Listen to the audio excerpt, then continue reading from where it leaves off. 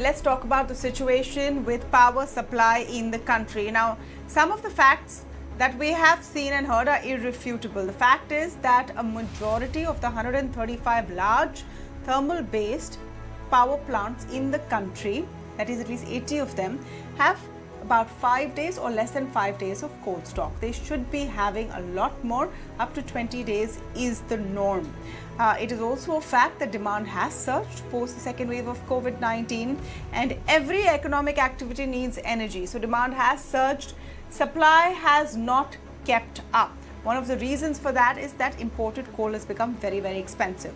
But what we're seeing on the ground over the last 48 hours are many different kinds of statements coming from states and the centre saying don't worry. So over the weekend, let's go with Delhi first and tell you what happened there. In Delhi, there's been a warning of rotational power cuts. Chief Minister Arvind Kejriwal in fact wrote to the central government and warned that there will be an impending power crisis if nothing is done, and that the central capital of the city will face blackouts. In Maharashtra, which has Mumbai, the financial capital of the country and a highly industrialized state, at least 13 thermal plants have shut down because they don't have coal.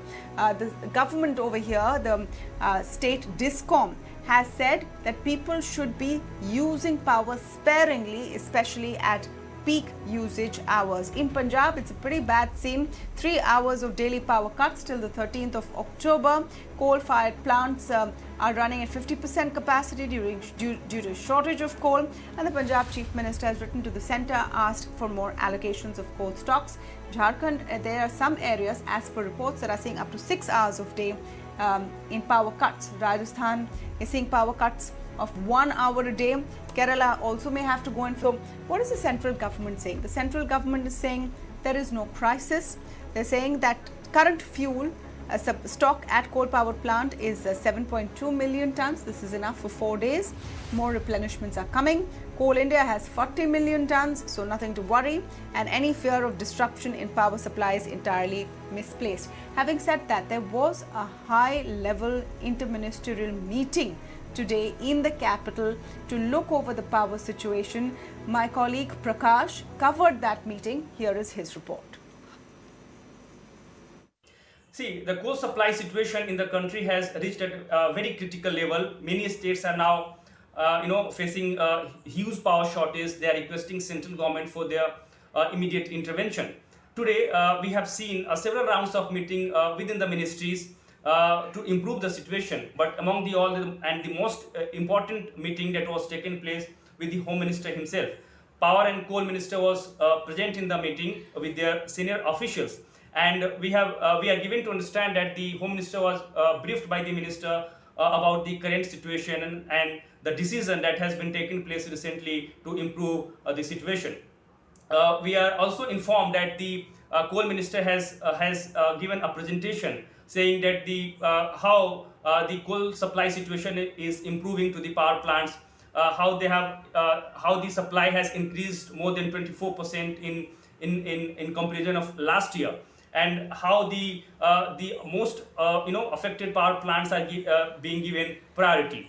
We are also given to understand that the Home Minister has given a clear direction to the ministers that they should come out with a clear strategy as to how they are going to improve the situation in coming few days, especially because the festive season is around the corner. There is a possibility of further surge in the power demand. So ministries has been directed to come out with a clear concrete roadmap, and it is expected that both the ministry will come out with the clear roadmap in few days. As of now, if you go with the data, almost 80 power plant in the country is facing acute coal shortage. The coal stock level is below 5 days, and if you compare with the demand and supply, there is a short supply of power, approx 83 megawatt in comparison of peak hour demand. All right, let's go across to former Coal Secretary Anil Swarup, who's joining us on this discussion. Mr. Swarup, thank you for speaking with us here on the India Development Debate. Now, conflicting statements coming in. First, very simple question I want to ask you is, Does this situation read like a power crisis? Is India in the middle of a power crisis right now? Absolutely no clue whether India is in the middle of power crisis. You're asking the wrong man. I was coal secretary and not power secretary. So I don't know whether there is a power crisis or not. Let the people answer who are in it will be able to answer. You can ask questions relating to coal from me. Power is a very different subject. Country faces a different sort of a power situation. Okay. That's a different matter altogether. I have a separate discussion Sure. on power.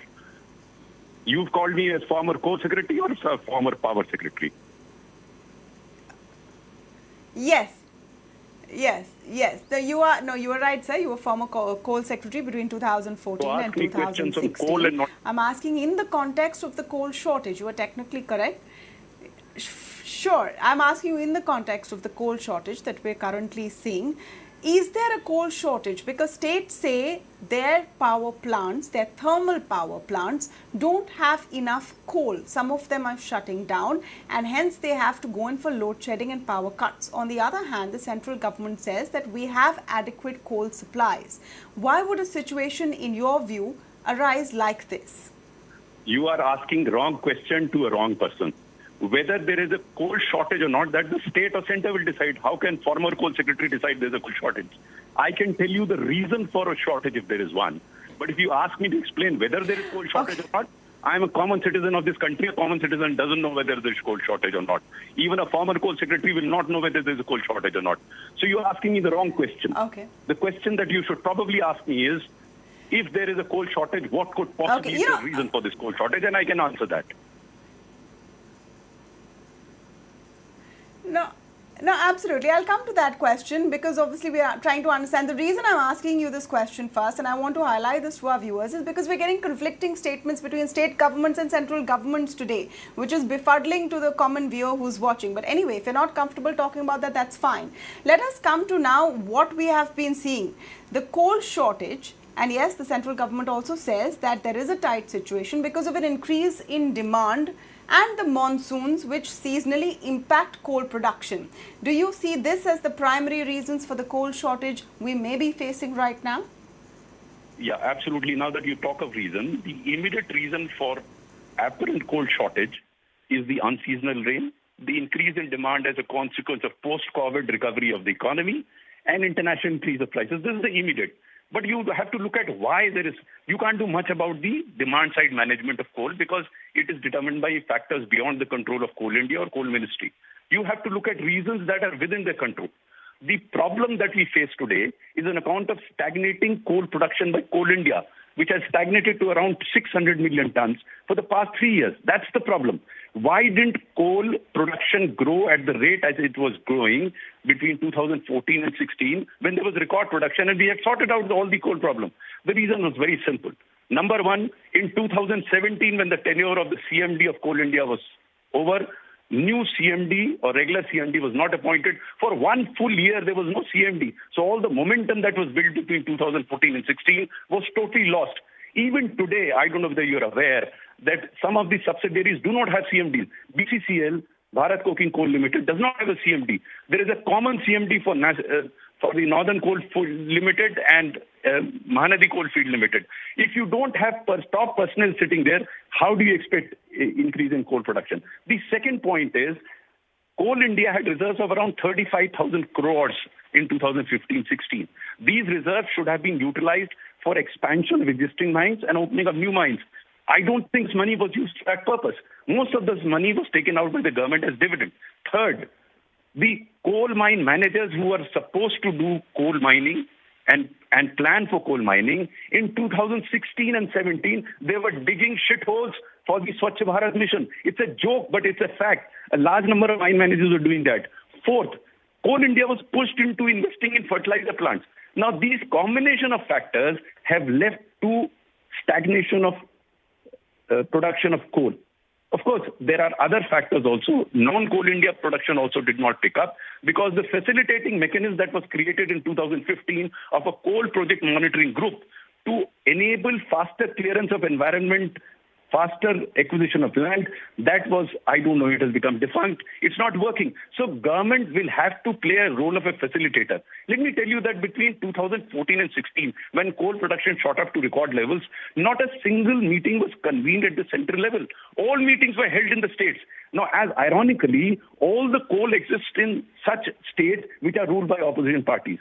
Unfortunately, states and center are at war with. Until you sit and discuss with them, until you convey a value proposition, the central government officers will have to go down to the states, sit with the state governments, find solutions to the problems, and then it can happen. We missed it out between 2017 and 2020. Had we worked on these areas, I think we wouldn't have faced this problem. As I said in the beginning, demand is not in our control. Demand will depend on COVID, post-COVID, and other things. But supply is in our control. I don't think we managed it in a manner that we should, and that is why we have a coal shortage today.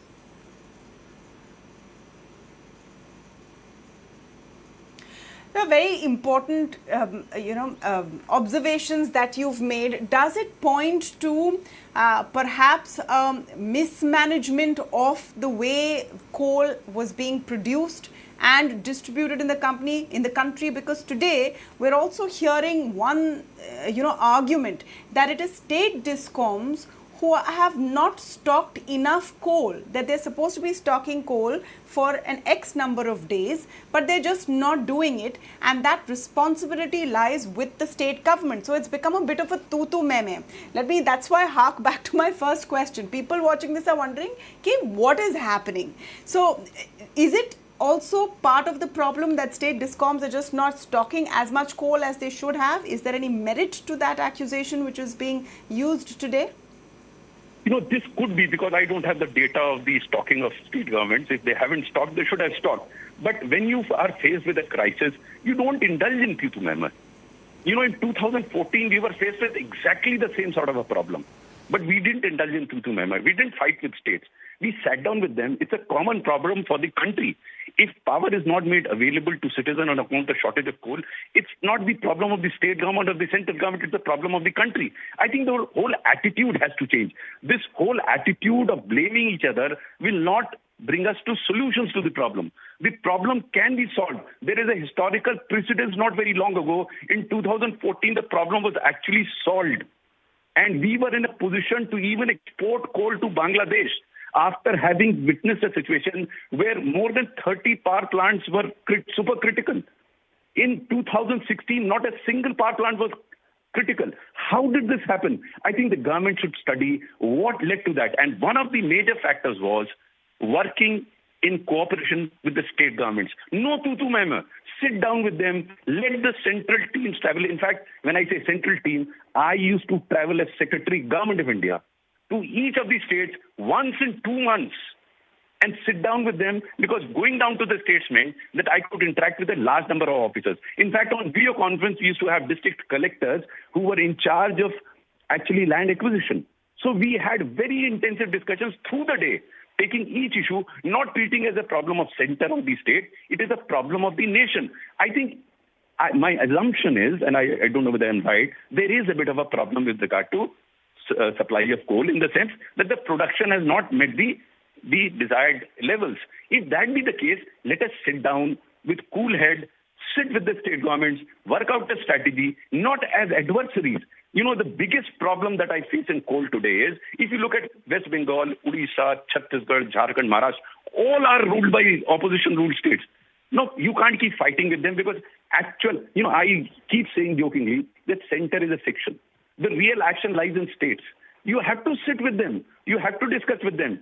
If you have to fight in a room, don't give statements in media. What we are seeing today, as you rightly said, it is tutu meme going on.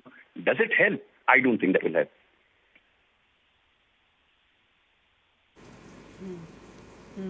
What are the solutions that we can look at, Mr. Swarup? I mean, importing is always an option, but right now the price of imported coal is very high. Private producers possibly don't want to buy highly priced imported coal, and there is a bidding war going on for it globally. So what really are the solutions that we can look at? The short-term solution is that analyze the shortages very clearly, because I'm sure there will be number of pitheads both in the private domain and public domain where there could be surplus coal available, which can then be diverted to areas where there is a shortage of coal. Private entities would be sitting on coal. They can't sell because they are not allowed commercial mining. So this permission could be given to them not to sell coal, but send coal to shortage areas, which can later on be replenished by Coal India. Second, with railways work out the rake movement, because much of the problem, as you said, could be on account of coal availability at a particular place and not availability where it is required in thermal plants. There could be short-term solution, but long-term solution is increasing mining area, getting new mines going, getting investment there. And the central government will have to play the role of a facilitator, and I'm repeating it, facilitator, and not a monitor or a big boss. That's where the problem begins. If you sit as partners with the state government, as we did in 2014, it worked. And third, enabling the blocks that have been auctioned recently, trying to fast-track the clearance through setting up of a coal project monitoring group, that will help. Tamanna, I'll take leave because I have to go for another interview. I've committed interview at 9:20 to somebody else, but thank you for inviting me. All right, thank you so much. Thank you so much, Mr. Swaroop, for joining us. Quick conversation there, and very important points and very frank points there made by the former Coal Secretary Anil Swaroop, who puts down some of the crisis right now to just pure mismanagement of the way Coal India has been run over the last few years. This will have to be looked into more carefully. But meanwhile, what is the situation on ground? Are we seeing power cuts? Is there a crisis brewing, or is this more of a fear right now that things could go wrong? Take a look at these ground reports. But if you look at the last few days, there is a shortage of 1,300 megawatts of power that the state was supposed to receive. And hence, yesterday, K. Krishnan Kutty, the electricity minister of Kerala, has clearly said that the state would be forced to impose, load shedding in the coming days. He did not mention the time frame, whether it's for half an hour or 1 hour or more than that. But even today morning in many parts of the state was witnessing power cuts, and this is indeed a matter of concern. For the last few days, Kerala was receiving there was a shortage of power that's been receiving from the Kudamkulam power unit in Tamil Nadu, and hence the state is now dependent on the center's decision. Well, that first of all, what we are getting from various districts of Punjab are that there are likely to be imposed around 4 to 5 hours cut in various districts. And today we have seen in Jalandhar a huge number of the farmers, they have already blocked highways, saying that the farming sector has already been affected the way unscheduled cuts are being imposed by the state government. And at the same time, if we can talk about the government side, the cabinet meeting has already been called, and now all the ministers, they are sitting inside under the leadership of the Chief Minister of Punjab, and the Chief Minister of Punjab has already written to the central government saying that there is a need to give more supply of coal in the state, otherwise there will be more power crisis. We have seen the Chief Minister of Andhra Pradesh writing to the Prime Minister to oversee the situation, and in backdrop of that, the Andhra Pradesh Central Power Distribution Company also urged the consumers to maintain self-restraint while using power gadgets. So the crisis which have been downplayed by the center somewhere, in states the situation doesn't look good because of the cold storage facility. There are multiple cautionary messages coming from the distribution companies.